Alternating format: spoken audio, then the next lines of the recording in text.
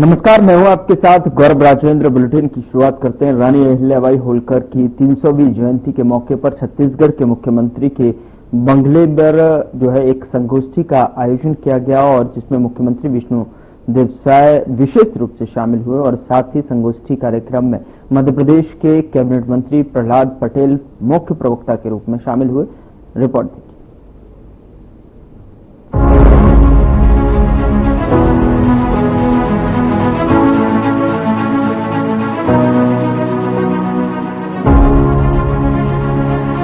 संगोष्ठी में मुख्यमंत्री विष्णुदेव साय विशेष रूप से शामिल हुए। इस दौरान कृषि मंत्री रामविचार नेताम, केंद्रीय राज्य मंत्री तोखन साहू, बीजेपी के प्रदेश अध्यक्ष किरण सिंह देव समेत कई विधायक और बीजेपी के वरिष्ठ नेता भी मौजूद रहे। इस दौरान मुख्यमंत्री विष्णुदेव साय ने कहा कि अहिल्याबाई होलकर की 300वीं जयंती समारोह मनाने के लिए हम सब लोग यहाँ पर एकत्रित हुए हैं। इंदौर की महारानी अहिल्याबाई होलकर एक बहुत ही न्यायप्रिय शासक थी। उन्होंने पूरे देश में धार्मिक कार्यों में बहुत रुचि ली। कई मंदिरों का उन्होंने निर्माण और जीर्णोद्धार करवाया, जिसमें काशी विश्वनाथ मंदिर, सोमनाथ मंदिर भी शामिल है। साथ ही उन्होंने कहा कि 30 सालों तक उन्होंने शासन किया। इसके साथ ही सीएम विष्णुदेव साय ने रानी अहिल्याबाई होलकर को शत शत नमन किया। आज इंदौर की महारानी अहिल्याबाई होलकर की 300वीं जयंती समारोह मनाने के लिए हम सब लोग यहाँ पर एकत्रित हुए हैं और इसमें हमारे केंद्र से आज के मुख्य अतिथि और मुख्य वक्ता केंद्रीय मंत्री श्री प्रहलाद पटेल जी यहाँ पर आए थे और उन्होंने अहिल्याबाई होलकर की जीवनी के विषय में विस्तार से प्रकाश डाला है और इस समारोह में हमारे प्रदेश के कृषि मंत्री श्री रामविचार नेताम जी, हमारे केंद्रीय राज्य मंत्री श्री तोखन साहू जी, हमारे प्रदेश के यशस्वी अध्यक्ष किरण देव जी सहित हमारे संगठन के सभी लोग और पूरे रायपुर शहर के वरिष्ठ जन सब यहाँ पर एकत्र हुए हैं। और इंदौर कि महारानी अहिल्याबाई होलकर एक बहुत ही न्यायप्रिय शासक थी। उन्होंने पूरे देश में धार्मिक कार्यों में बहुत रुचि ली। कई मंदिरों का उन्होंने निर्माण कराया, जीर्णोद्धार कराया, जिसमें काशी विश्वनाथ मंदिर, सोमनाथ मंदिर भी है और 30 वर्षों तक उन्होंने शासन किया। आज उनको हम सत सत नमन करते हैं और निश्चित रूप से हम सब लोगों को उनके जीवनी से प्रेरणा लेकर अपने जीवन को उस हिसाब में ढालने का प्रयास करना चाहिए।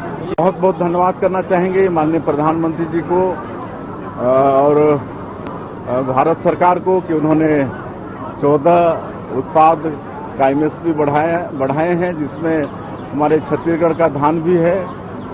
69 रुपया प्रति क्विंटल एमएसपी उन्होंने फिर बढ़ाया है। इससे निश्चित रूप से हमारे छत्तीसगढ़ के किसानों को लाभ होगा। वहीं संगोष्ठी के इस आयोजन में मुख्य प्रवक्ता के रूप में मध्य प्रदेश के कैबिनेट मंत्री प्रहलाद पटेल शामिल हुए, जहां उन्होंने कहा कि अहिल्याबाई होलकर केवल एक शासिका नहीं थी, वे धर्म, न्याय, सेवा और स्त्री शक्ति का प्रतीक भी थी। अहिल्याबाई होलकर की जयंती पर उनके जीवन और उपलब्धियों के बारे में जानिए, ताकि हर नारी अहिल्याबाई होलकर से सीख ले सके। लोकमाता अहिल्याबाई देवी की 3 शताब्दी के अवसर पर पूरे देश में यह आयोजन है। अगर मैं 5 प्रमुख बातें कहूंगा तो मैं सिर्फ इतना ही कहूंगा कि देवी अहिल्याबाई का जो जीवन था, कष्टों की पराकाष्ठा लेकिन संवेदनशील की चरम सीमा। दूसरा, हम सार्वजनिक धन का दुरुपयोग पर चर्चा करते हैं। उनने अपने जीवन में कभी राजसत्ता की एक फूटी कौड़ी भी अपने जीवन में स्वीकार नहीं की। जो खासगी का धन उनके परिजनों ने दिया था, उससे पूरे जीवन को चलाया। सादगी और उसके अलावा जो जितने भी नए परिवर्तन हो सकते थे, विधवाओं को दत्तक पुत्र देने का अधिकार और पूरे देश में 3175 मंदिरों का जीर्णोद्धार और घाट बनाए, ऐसा कोई एक व्यक्ति कर सकता है तो सिर्फ देवी अहिल्याबाई कर सकती है। न्याय प्रक्रिया में उनने अपने इकलौते बेटे को मृत्यु दंड देने में भी हिचकिचाहट नहीं की, अपने पति को भी उन्होंने दंडित किया। तो मुझे लगता है कि आर्थिक कदाचारण हो या अपराध हो, उन्होंने कभी उस मामले में कोई समझौता नहीं किया। ऐसी आदर्श लोकमाता देवी अहिल्याबाई को लोग हमेशा याद करते हैं और ये कहते हैं कि वो एक वरदान थी उस सत्ता के लिए। 17वीं शताब्दी भारतीय सनातन की शताब्दी थी, इसका हमें गर्व है। बड़ा शुभ दिन है। अहिल्याबाई को और जयराम रमेश जैसे लोगों को पढ़ेंगे तो प्रधानमंत्री पर टिप्पणी नहीं कर पाएंगे। छत्तीसगढ़ के मुख्यमंत्री के बंगले में आयोजित संगोष्ठी में समाज प्रमुख डॉक्टर, इंजीनियर, वकील, साहित्यकार और प्रबुद्ध जन भी विशेष रूप में शामिल हुए। वहीं मुख्यमंत्री विष्णुदेव साय ने अहिल्याबाई होलकर जी को याद और नमन किया। Bureau report.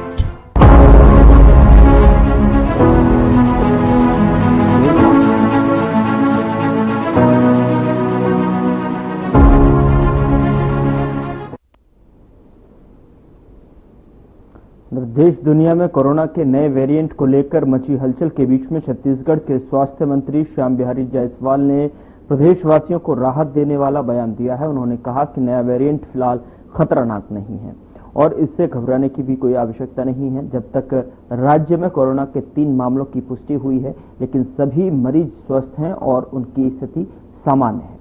मंत्री जायसवाल ने आश्वासन देते हुए कहा कि राज्य सरकार की पूरी तरह सतर्क है और उन्होंने बताया कि प्रदेश में इमरजेंसी स्थिति के लिए पर्याप्त बेड, दवाइयां और ऑक्सीजन की व्यवस्था पहले से ही उपलब्ध है। उन्होंने ये भी स्पष्ट किया है कि किसी भी गंभीर परिस्थिति की आशंका फिलहाल नहीं है।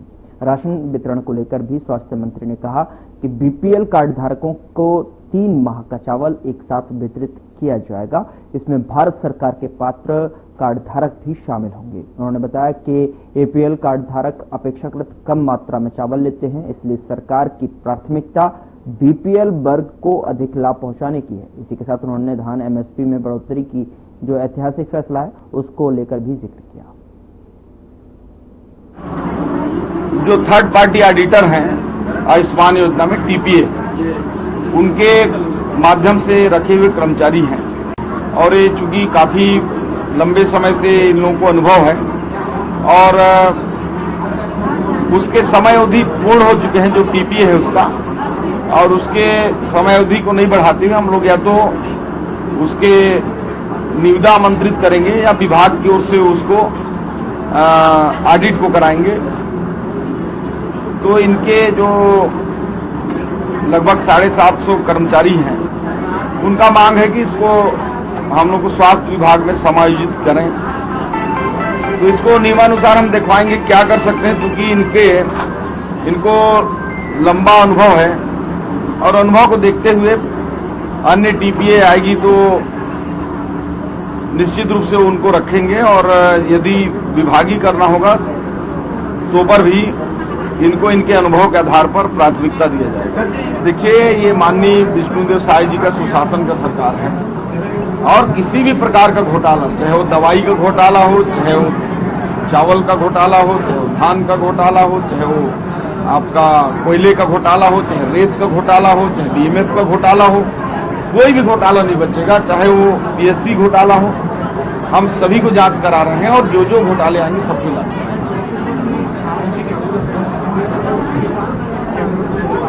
छत्तीसगढ़ में खादी की कोई कमी नहीं है। कल भी मैं गया था एक जिला में, अपने प्रभात जिला बलौदाबाजार भाटापारा में, कल भी जानकारी लिया। अपने गृह जिला मनेनगढ़, कोरिया, गौरेला पेंड्रा प्रभार जिला, जिन जिन जिलों में मैंने भ्रमण किया है, कोरबा, कहीं भी कोई खाद की कमी नहीं है। किसानों के लिए पर्याप्त मात्रा में खाद नहीं। इनका तो सैलरी का लगातार, मैं जब से मंत्री बना हूं तो हर बार 3-4 महीने का शिकायत रहता ही था। बराबर हम पेमेंट करा रहे हैं और इनका सैलरी टीपीए के माध्यम से जो इनकी जो एजेंसी है उसके माध्यम से ये लोग जो है पेमेंट इनको मिलेगा। और आने वाले समय में या तो कोई अन्य पार्टी ऑडिट के लिए ठेका लेगी तो फिर उसके माध्यम से लोग करेंगे, और यदि हम ठेका नहीं देंगे, विभागीय करेंगे, तो इनको निश्चित रूप से इनकी जो सैलरी है 8,000 रुपए, वो जो भी भारत सरकार के एनएचएम के गाइडलाइन में या स्टेट के जो कलेक्टर दर होगा उस आधार पर वो दिया जाएगा। महाराष्ट्र में लगातार कोरोना बढ़ रहा है, सीमावर्ती हमारा राज्य है, इसके लिए कोई छत्तीसगढ़ में ऐसे एडवाइजरी अभी? देखिए, मैं दो चीज स्पष्ट बता देता हूं आप लोगों के सामने, बहुत महत्वपूर्ण चीजें। पहला तो अभी जो कोरोना है उसके जो संक्रमण क्षमता है बहुत कम है, तो उसमें घबराने की बात नहीं है किसी को भी। पूरे देश में ही कोरोना वायरस का जो उसकी क्षमता है वो बहुत कम है, असरकारक नहीं है। दूसरा, जो हमारे प्रदेश में कोरोना के अभी तक मात्र 3 केसों की पुष्टि हुई थी कल के डेट में, और यहां कोई ऐसी घबराने वाली बात नहीं है। छत्तीसगढ़ का पूरे देश में कहीं हालात ऐसे नहीं है, सामान्य है, और सामान्य वायरल इन्फेक्शन जैसा होता है उस तरह से मानकर चलना चाहिए। इसके बावजूद हमारे पास पूरे प्रदेश में इमरजेंसी के लिए हमने बेड आरक्षित कर दिया है, दवाइयां सुनिश्चित करने हेतु कह दिया गया है, ऑक्सीजन सिलेंडर पर्याप्त मात्रा में है, और दवाइयों जो उससे संबंधित लगते हैं वो दवाइयां। दुर्ग जनपद पंचायत की सामान्य सभा में 15वीं वित्त राशि बांटे जाने को लेकर विपक्ष ने जो है हंगामा किया, और आपको बता दें कि विपक्ष ने आरोप लगाया कि विपक्ष के साथ भेदभाव किया जा रहा है। जनपद सदस्यों की संख्या 24 है, जिसमें सत्ताधारी दल के 13 को और विपक्ष के 11 सदस्य हैं। और बता दें कि 13 सदस्यों को 15वीं वित्त की राशि आपस में बराबर बांटना चाहते हैं, जबकि विपक्ष में 11 सदस्य हैं जिन्हें यह राशि नहीं प्रदान की गई। बता दें कि उपाध्यक्ष हिरवानी ने आरोप लगाया है कि 15वीं वित्त की राशि को जनसंख्या के आधार पर नहीं बांटे गया, और नाराज सदस्यों ने जमकर बीजेपी सरकार के खिलाफ नारेबाजी करते हुए सभा स्थल पर नीचे बैठकर विरोध जताया है। वहीं क्षेत्रीय विधायक ललित चंद्राकर पर पक्षपात के आरोप भी लगाए गए हैं, और साथ ही सामान्य सभा को जो है नाराज होकर छोड़कर जाने का आरोप भी लगाया गया। सर, कुछ जनसभ्यों ने आरोप लगाया है कि इसका भेदभाव किया जा रहा है 15वां वित्त आयोग के वितरण में। उन्होंने ऐसा कहा है कि ऐसा कहा जा रहा है कि हमें राशि नहीं दी जाएगी। ये 15वां वित्त आयोग में जो 72 लाख रुपए का वितरण किया है वो सामान्य सभा द्वारा वितरण किया जाना है। सामान्य सभा में 24 जनपद सदस्य हैं और उनके बीच ही वितरण होना है, और प्रत्येक सदस्यों को कितना ही राशि जाएगी ये सामान्य सभा के निर्णय लेने का अधिकार है, और उन्होंने जो निर्णय लिया उसका क्रियान्वयन करने का दायित्व तो मेरे ऊपर है। कौन से वर्ष का पैसा है? ये 2024-25 के बचत पैसा है ये। तो क्या ये राशि 11 जनप्रतिनिधियों के क्षेत्र में मिल जाएगी? नहीं, 11 ये राशि जनप्रतिनिधियों के आधार पे नहीं बढ़ती है, ये राशि प्लान के आधार पे बढ़ती है कि जनपद क्षेत्र में कोई भी कार्य की आवश्यकता और गैप फिलिंग के लिए 15 फाइनेंस का 15% राशि जो जनपद पंचायत को दिया जाता है। लेकिन ये बीजेपी में 13 लोग है बोल रहे हैं, बीजेपी में तो मैं भी आती हूँ, ये मेरे साथ नाइंसाफी हो रहा है। बताइए मैं क्या बिगाड़ी हूँ इनका? मुझे तो देना चाहिए, 14 गिनना चाहिए कि नहीं?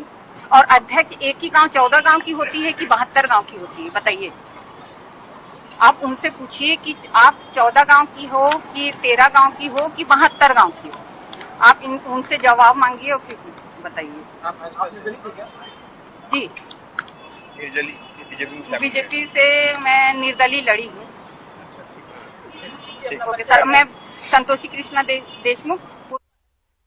छत्तीसगढ़ में सुशासन त्योहार के दौरान विभिन्न शिविरों का आयोजन किया जा रहा है, जहां पर लोग अपनी समस्याएं अधिकारियों को बता रहे हैं और अधिकारी उनका समाधान कर रहे हैं।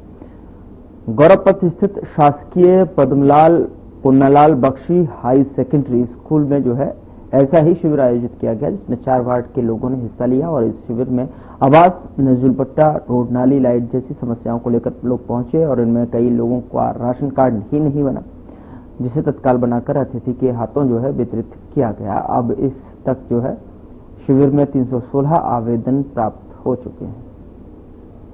शिविर का आयोजन कितने वार्ड के लिए है और किस टाइप के आवेदन है?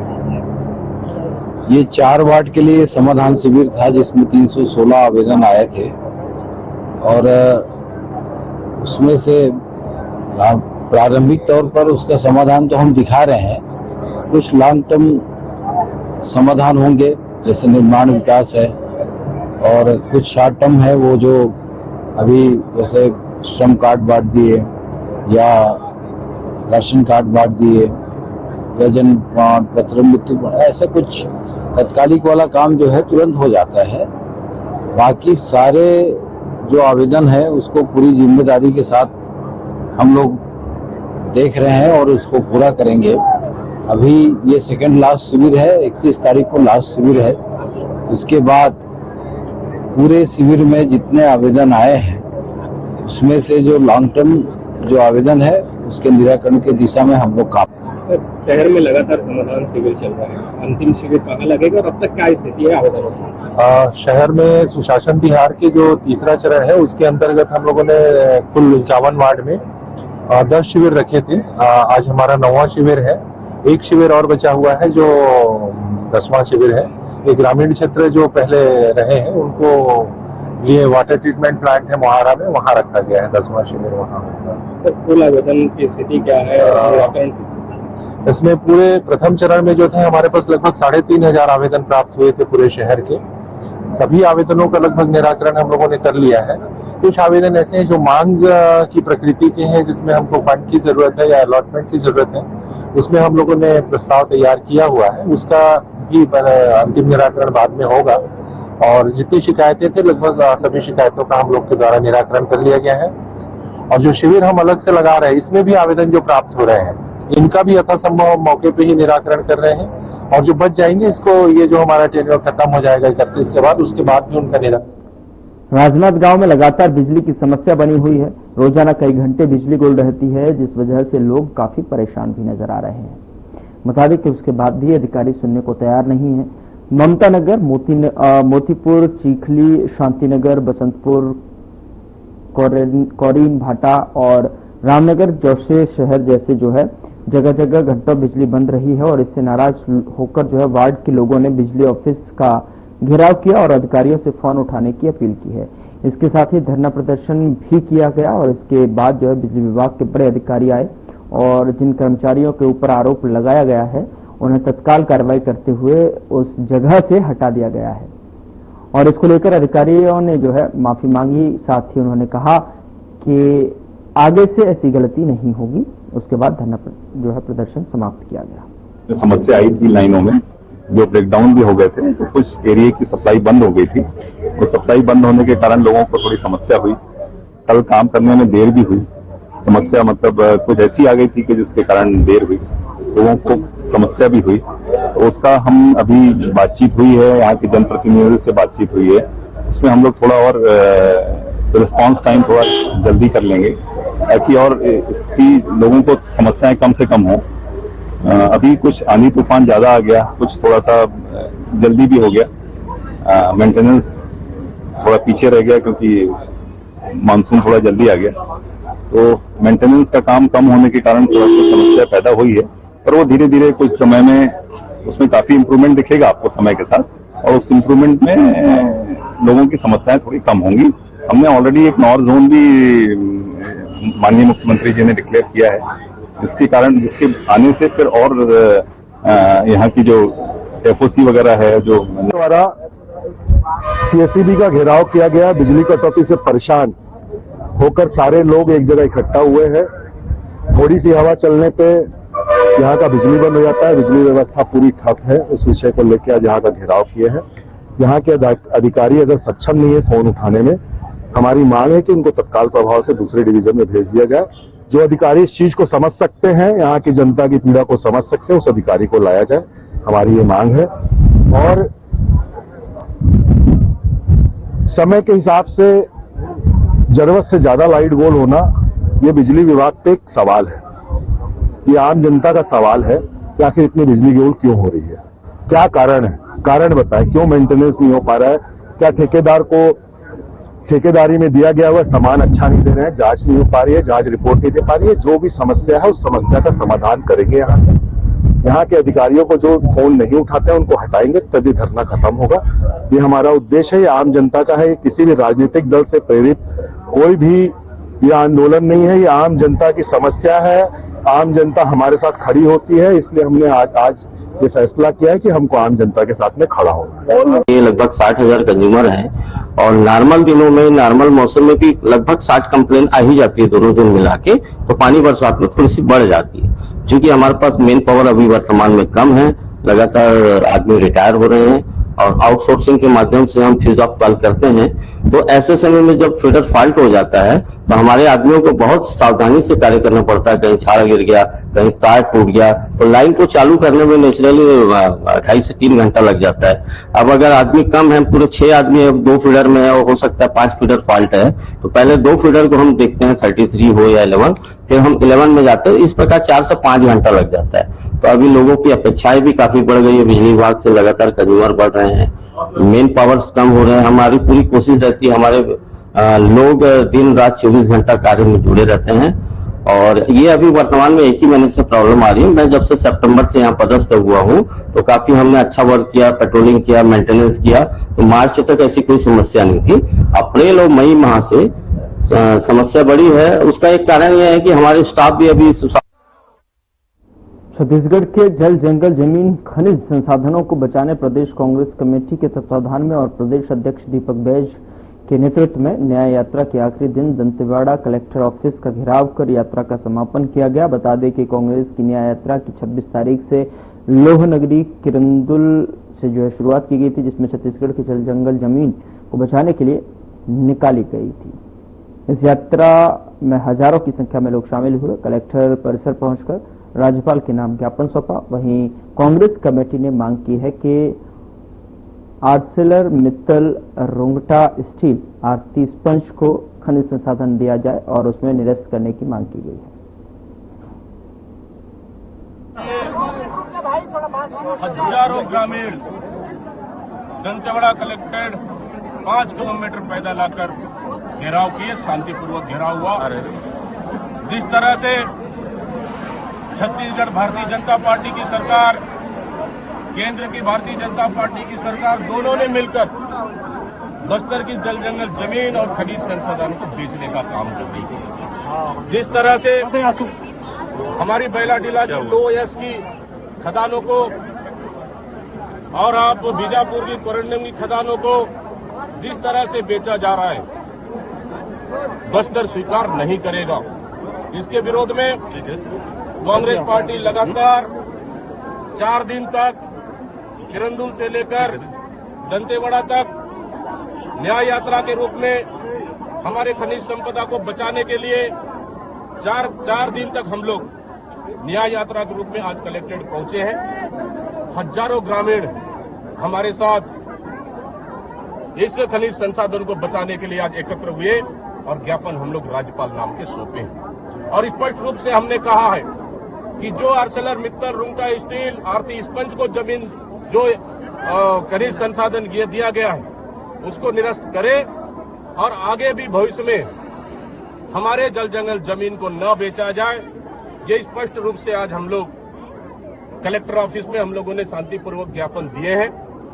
अन्यथा अगर ये सरकार बेचने का काम करेगी तो हमारी लड़ाई बड़ी होगी, लंबी होगी और बस्तर में दूसरा बूमकाल हमारे यहाँ के आदिवासी जल, जंगल, जमीन को बचाने के लिए अगर दूसरा बूमकाल भी लाना पड़े तो उसके लिए भी पीछे नहीं हटेंगे। बीजेपी ने आपकी यात्रा पे तंज कसा है, बोला कांग्रेस को इस समय न्याय यात्रा नहीं बल्कि कांग्रेस बचाओ यात्रा निकालनी चाहिए। भारतीय जनता पार्टी के नेता खनिज संसाधन को बेच रहे हैं, इस पे एक शब्द क्यों नहीं बोल रहे? आखिर क्या खनिज संसाधन यहाँ पे बेचा जा रहा है, उस पर सहमति है क्या उनकी? वो तैयार है क्या बेचने के लिए? रायपुर के अहिल्याबाई होलकर जयंती कार्यक्रम का आयोजन किया गया, जिसमें सीएम विष्णुदेव साय ने भी शिरकत की और इस मौके पर सीएम साय ने सभा को संबोधित किया।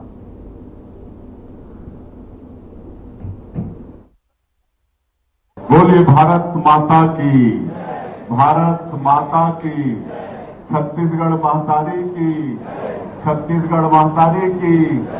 राजमाता अहिल्याबाई होलकर हमारे हैं, राजमाता अहिल्याबाई होलकर आज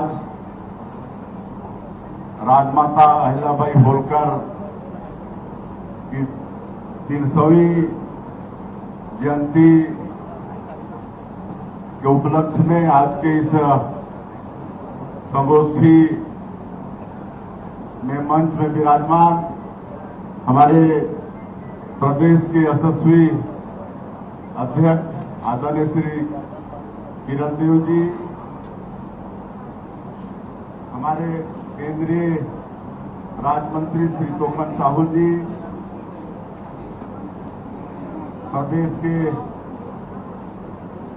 कृषि मंत्री आदरणीय श्री रामविचार नेताम जी, हमारे प्रदेश के संगठन के महामंत्री श्री पवन साई जी और आज के इस संगोष्ठी के मुख्य अतिथि, मुख्य वक्ता के रूप में पधारे थे हमारे केंद्रीय मंत्री आदरणीय प्रहलाद पटेल जी। अभी उनको जाना है इसलिए यहां से विदा हो गए हैं और सभी महानुभावगण और इस संगोष्ठी में उपस्थित सभी हमारे निगम मंडल के अध्यक्षगण, संभ्रांत नागरिक बंधुओं, भाइयों और बहनों और मीडिया के साथियों, सबसे पहले हम विलंब के लिए क्षमा चाहेंगे। आज रायपुर जिले के आरंग विधानसभा के भैंसा गांव में सुशासन तिहार के अंतर्गत समाधान शिविर का आयोजन था और आज एक और खुशी की बात है कि विकसित कृषि संकल्प अभियान माननीय हमारे देश के यशस्वी प्रधानमंत्री जी के आशीर्वाद से पूरे देश में शुभारंभ हो रहा है। आज 29 मई से शुरू होकर 12 जून तक चलने वाला है। कुल 13 दिनों तक ये अभियान चलेगा, जिसमें केंद्र से भी हमारे कृषि वैज्ञानिक आए हुए हैं और यहाँ के हमारे इंदिरा गांधी कृषि विश्वविद्यालय के वैज्ञानिक सब मिलकर 100 टीम यहाँ पर प्रदेश में बनाए हैं, जो 2500 से ज्यादा जगहों में प्रदेश में किसानों के बीच में जाएंगे और नई एग्रीकल्चर टेक्निक और जो सोइल हेल्थ कार्ड का उपयोग और क्लाइमेट के अनुसार कैसे उन्नत खेती करना है, इन सारी विषयों पर वो किसानों को अवगत कराएंगे। तो एक बहुत ही ये कृषि के क्षेत्र में क्रांति लाने वाला अभियान। फिलहाल बुलेटिन में इतना ही। नमस्कार।